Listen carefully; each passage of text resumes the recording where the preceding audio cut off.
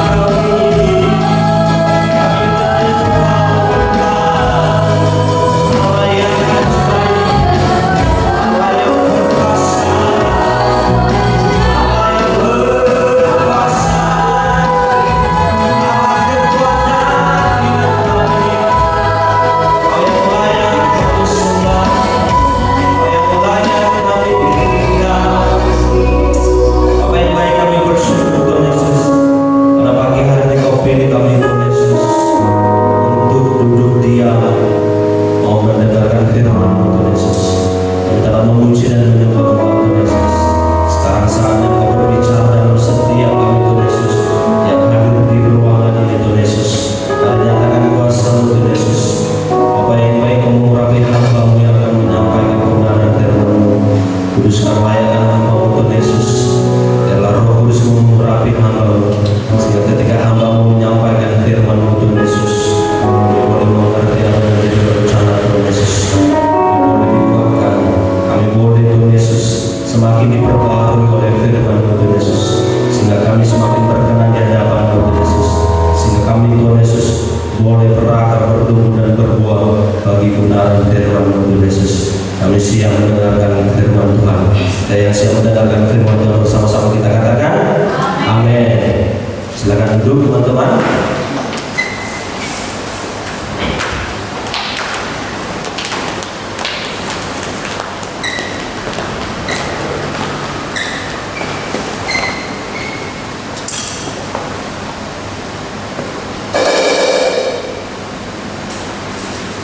Shalom buat kita semua. Shalom. Semua bersuka cita, amin. Amin. Apa kabar teman-teman semuanya? Luar biasa baik ya, puji Tuhan. Jadi berkati oleh Tuhan, kita masih diberikan kekuatan dan kesehatan. Baiklah, kita langsung saja. Judul tema kita pada pagi hari ini adalah kuat dan menang di dalam Tuhan. Sama-sama saya katakan kuat dan menang di dalam Tuhan. 1, 2, 3. Kuat dan menang di dalam Tuhan. Oke, kita akan bedah kata ini satu demi satu supaya kita mengerti apa yang menjadi maksud Tuhan firman Tuhan pada pagi hari ini. Saya mau tanya dulu buat teman-teman, kalau ada yang tahu boleh tunjuk tangan. Apa yang saudara pikirkan tentang orang yang kuat? Tenaga. Orang yang kuat Bertenaga. bertenaga. Oke. Ada lagi? Besar. Ada lagi? Berotot. Gimana? Berotot. Oke. Jadi ketika kita memikirkan tentang orang yang kuat, itu versi dunia ya, versi yang kita pikirkan saat ini. Orang yang kuat adalah orang yang besar, bertenaga, berotot, mungkin tinggi besar begitu ya. Orang yang hebat, perkasa begitu ya. Coba kita buka di 1 Samuel 17 ayat 4 sampai 7. Dari sini kita bisa menyimpulkan bagaimana orang yang kuat menurut firman Tuhan, menurut pandangan Allah. Mungkin kita sering sekali membaca firman Tuhan ini dan sangat tahu ceritanya. Sudah dapat 1 Samuel 17 ayat 4 sampai 7. Saya akan membacanya buat kita. Lalu tampillah keluar seorang pendekar dari tentara orang Filistin, namanya Goliat dari Gat, tingginya 6 hasta sejengkal, ketopong tembaga ada di kepalanya, dan ia memakai baju jirah yang bersisi. Berat baju jirah ini 5.000 sikal tembaga, dan memakai kaki dari tembaga, dan di bahunya ia memanggul lembing tembaga. Gagang tombaknya seperti pesa tukang tenun, dan mata tombaknya itu 600 sikal besi beratnya, dan seorang pembawa perisai berjalan di depannya. Nah, ini yang firman Tuhan catat ini seperti yang teman-teman sampaikan tadi. Orang yang kuat adalah orang yang gagah perkasa, lengkap dengan peralatannya. Itu adalah namanya Goliat. Coba kita bandingkan orang yang dipilih Tuhan, orang kuat yang dipilih Tuhan menurut pandangannya Allah. Kita buka di ayat 39 sampai 40. Masih di ayat yang sama.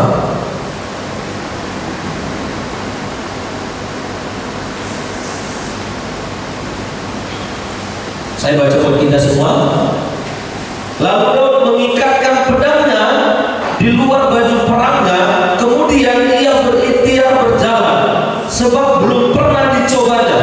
Maka berkatalah Daud kepada Saul, aku tidak dapat berjalan memakai ini, sebab belum pernah aku mencobanya. Kemudian ia menanggalkannya. Di ayat 40, lalu Daud mengambil tongkatnya, di tangannya dipilihnya dari dasar sungai 5 batu yang licin, dan ditaruhnya dalam kantong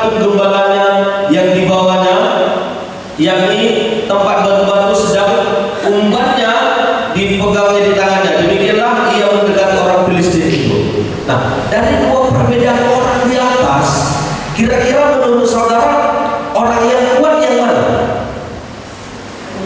Goliat. Dari dua perbedaan di atas bisa kita simpulkan pengertian orang yang kuat menurut firman adalah orang yang dipilih oleh Allah. Amin. Adalah orang yang lemah di hadapan Allah. Sampai-sampai di ayat 39 Daud itu melepaskan baju perang, teman-teman. Itu berarti baju perangnya itu berat ya. Baju perangnya itu berat. Jadi nggak usahlah dipakai itu, karena dia nggak pernah pakai baju perang, karena dia bukan tentara perang. Jadi ketika dia memakai baju perang itu berat kali dia rasa. Jadi makanya firman Tuhan dikatakan dia maka berkatalah Daud kepada Saul, aku tidak dapat berjalan dan memakai ini. Dia sampai nggak bisa jalan, teman-teman, memakai baju perang. Nah, jadi dapat kita simpulkan dari dua perbedaan di atas maka bahwa orang yang kuat adalah orang yang lemah di hadapan Allah dan mengandalkan Tuhan. Oke. Kemudian apalagi yang saudara pikirkan tentang orang yang kuat?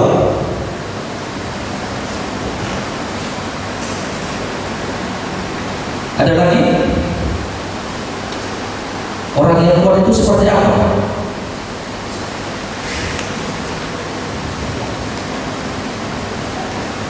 Orang yang hebat ya, kira-kira seperti itu ya.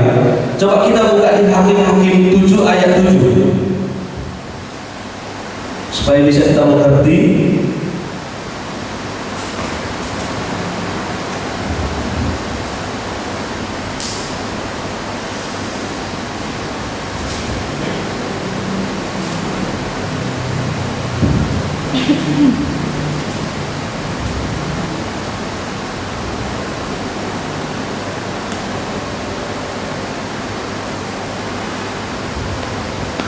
Saya baca buat kita semua.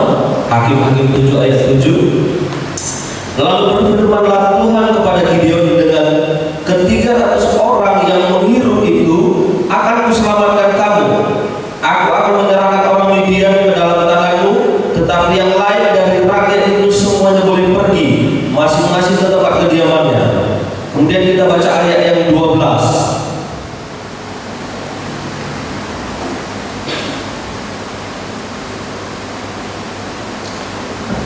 Sudah dapat?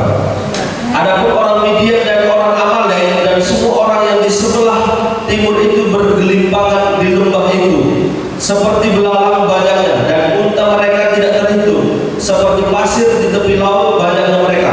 Nah, di sini kita melihat ada dua perbedaan pasukan, teman-teman. Pasukan Gideon dan pasukan orang Midian.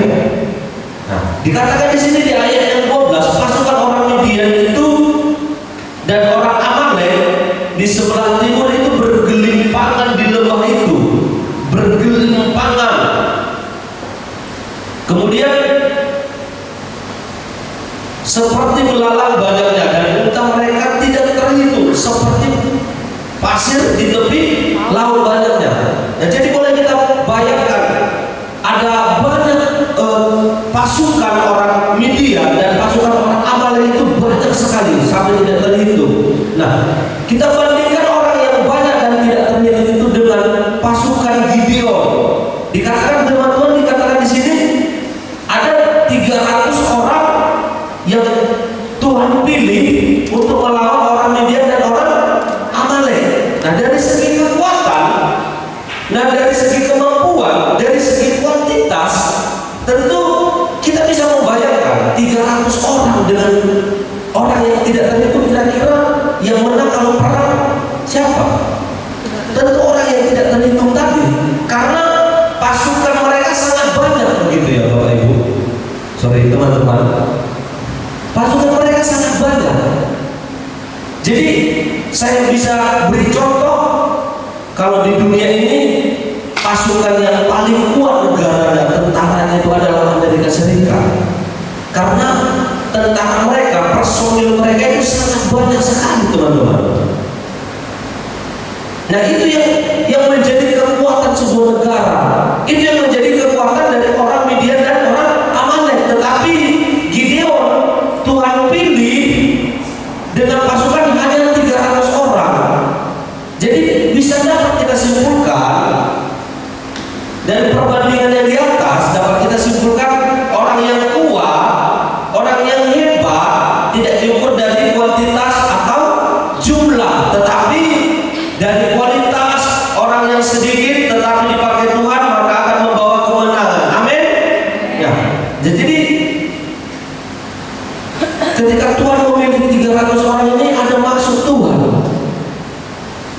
dari sekian puluh ribu pasukannya Gideon,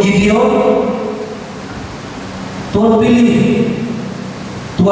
Tuhan saring lagi. Tuhan katakan kepada Gideon, pilihlah pasukanmu yang berani. Kalau ada yang takut, suruh pulang aja.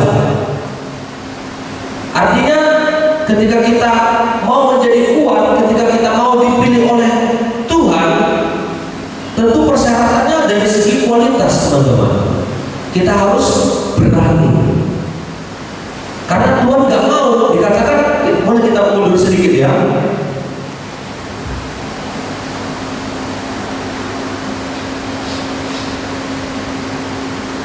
Oke. Saya baca di ayat yang 2 di Hakim-Hakim tadi.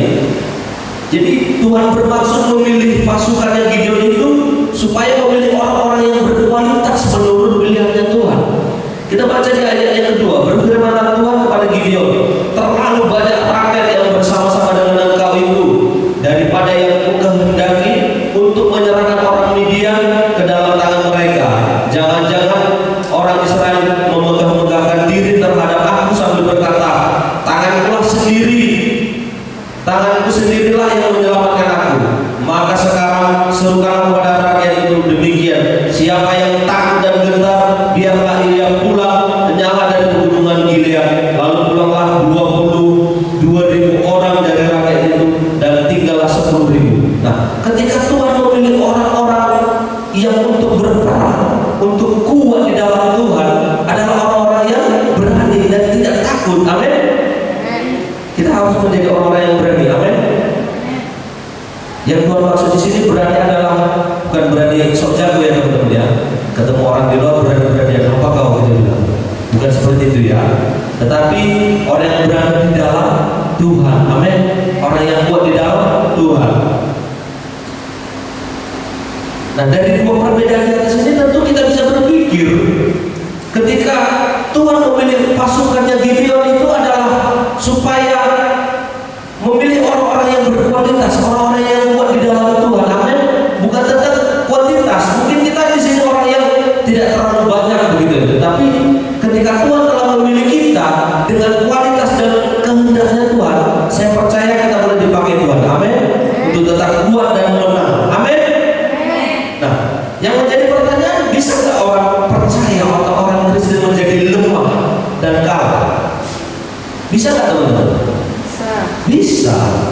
Jadi timbul ada pertanyaan, apa yang membuat orang percaya atau orang Kristen bisa lemah dan kalah? Di sini saya mencatat ada dua faktor penyebab yang membuat kita menjadi lemah dan kalah. Yang pertama adalah situasi dan kondisi. Nah, situasi dan kondisi ini bermacam-macam teman-teman. Bisa itu keadaan kita ya, situasi sekitar, masalah kita, masalah keluarga, masalah pekerjaan, masalah orang tua, masalah ekonomi, masalah apa lagi, jodoh, masalah jodoh dari kita. Nah, jadi itu ketika kita berbicara tentang masalah itu, saya simpulkan adalah situasi dan kondisi. Nah, situasi dan kondisi ini seringkali mempengaruhi kita, mengintimidasi kita.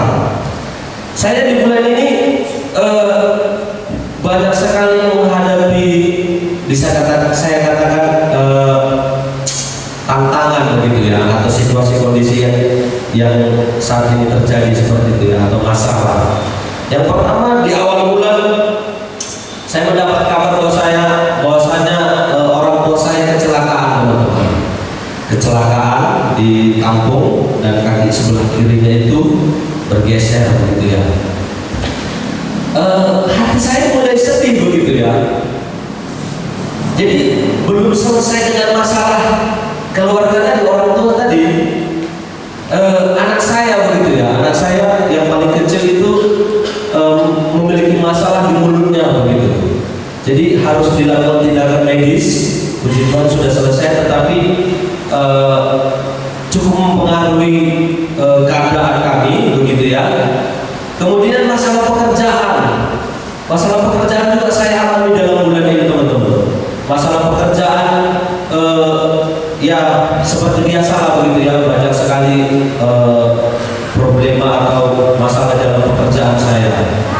yang mungkin nggak cukup waktu untuk menceritakan. Tetapi singkatnya seperti itu, ada masalah pekerjaan, ada masalah keluarga, ada masalah di orang tua.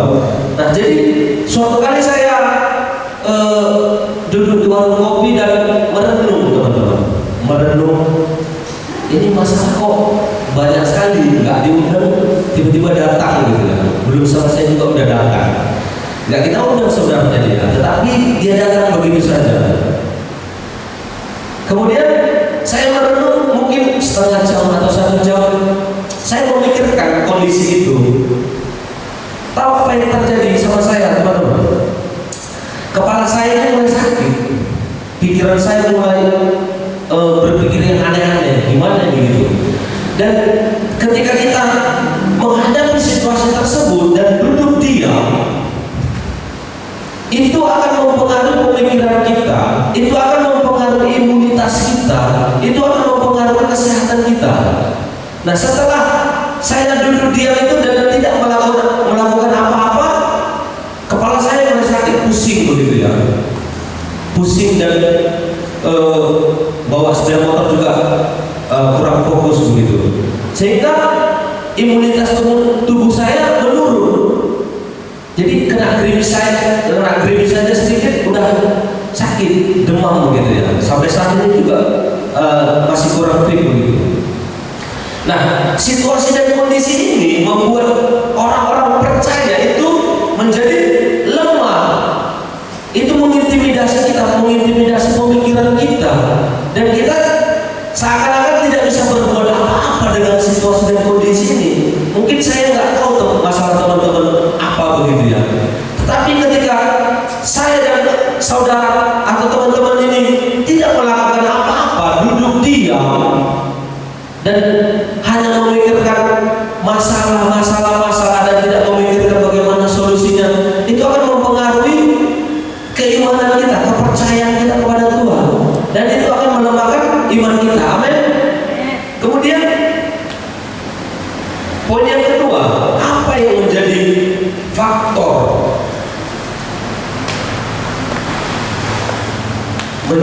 faktor anak-anak Tuhan atau orang-orang percaya menjadi lemah dan kalah? Yang kedua adalah intimidasi iblis. Saya katakan tadi ketika kita merenung, saya percaya iblis itu sangat gampang masuk ke dalam pemikiran kita, sangat gampang masuk ke dalam hati kita, sangat gampang melemahkan iman kita, sangat gampang membuat kita down, sangat gampang membuat kita putus asa, sangat gampang kita semakin tidak percaya lagi kepada Tuhan. Saya percaya ketika kita duduk diam hanya memikirkan masalah kita, intimidasi iblis itu cepat sekali masuk, teman-teman. Dan itu akan melemahkan iman kita, dan itu akan membuat kita semakin tidak percaya lagi tentang kuasa Tuhan dengan pertolongan Tuhan yang sebelumnya pernah terjadi dalam kehidupan kita. Itu kita akan lupa itu, teman-teman. Itulah intimidasi iblis yang membuat kita semakin lemah dan kalah. Nah, tentu saja Tuhan tidak menginginkan hal tersebut bagi saya dan teman-teman. Nah, yang saya lakukan apa? Apa yang saya lakukan? Bagaimana saya bisa tetap kuat? Bagaimana kita bisa tetap kuat dan menang di dalam Tuhan? Yang pertama yang saya lakukan adalah bergerak, move. Kita buka Mazmur 20 ayat 7.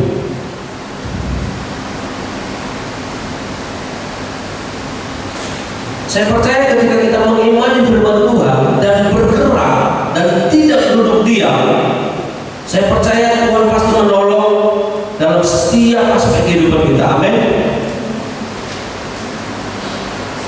Ini firman yang menguatkan saya, teman-teman. Mazmur 20 ayat 7. Di sini ayat yang ke-6. Ayat yang ke-6. Oke. Mari kita baca bersama-sama. 2, 3 ya. Sekarang aku tahu bahwa Tuhan memberi kemenangan kepada orang yang diurapinya dan menjawab dari surganya yang kudus dengan kemenangan yang gila-gemilang oleh tangan kanannya. Ini yang menjadi kekuatan dalam kehidupan saya, teman-teman. Ketika kita percaya bahwa Tuhan yang memberikan kemenangan, maka dalam setiap aspek kehidupan kita, dan mungkin ada banyak masalah teman-teman di luar sana begitu ya, mungkin masalah jodoh, masalah ekonomi, masalah pekerjaan. Imannya firman Tuhan ini, dan kita harus bergerak. Nah, ketika saya bergerak teman-teman, saya mau saksikan. Ketika saya bergerak, saya mau tinggalkan masalah itu, saya tidak mau memikirkan itu. Saya percaya Tuhan sanggup menolong saya. Satu persatu Tuhan membukakan jalan. Dalam masalah pekerjaan saya bertemu dengan nasabah saya mungkin yang bermasalah begitu ya, masalah iurannya begitu. Dan satu-satu Tuhan bukakan jalan begitu ya. Saya percaya ketika kita bergerak dan percaya kepada firman Tuhan, Tuhan pasti menolong kita. Amin. Tuhan pasti membuat kita dalam kemenangan. Kemudian apa yang menjadi yang harus kita lakukan supaya kita bisa menjadi menang? Kemenangan ini berbicara tentang soal waktu. Kita buka Pengkhotbah 3 ayat 11.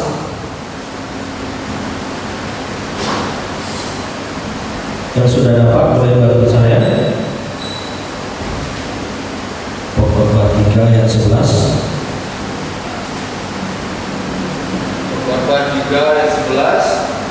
Ia membuat segala sesuatu indah pada waktunya, bahkan ia memberikan kekekalan dalam hati mereka.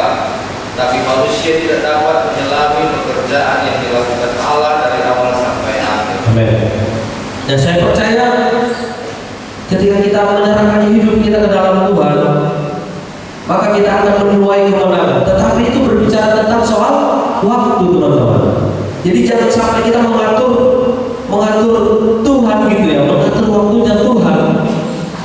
Kalau saya mungkin berpikir, Tuhan selesaikan masalah saya sekarang juga, kita katakan begitu ya, tentu gak ada jalan keluar yang Tuhan berikan. Tetapi ketika kita percaya kepada firman Tuhan, tidak memikirkan persoalan kita, saya percaya kita akan kuat dan menuai kemenangan. Amin.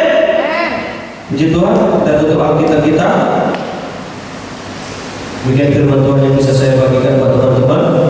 Dalam firman Tuhan ini boleh menjadi kekuatan dalam kehidupan kita. Kita satukan hati kita berdoa. Bapa yang baik, kami bersyukur Tuhan Yesus. Pada pagi hari Tuhan Yesus, kami telah mendengar firman Tuhan Yesus. Bagaimana kami menjadi anak-anak muda yang kuat dan peroleh kemenangan. Kami percaya di tahun ini Tuhan Yesus, anak-anak muda di tempat ini tetap kuat dan menuai kemenangan Tuhan Yesus. Terima kasih Bapak yang baik, berkatakan firman dalam kehidupan kami, sehingga kami peroleh kemenangan Tuhan Yesus. Di dalam nama Tuhan Yesus kami sudah berdoa dan bersyukur. Haleluya. Amin.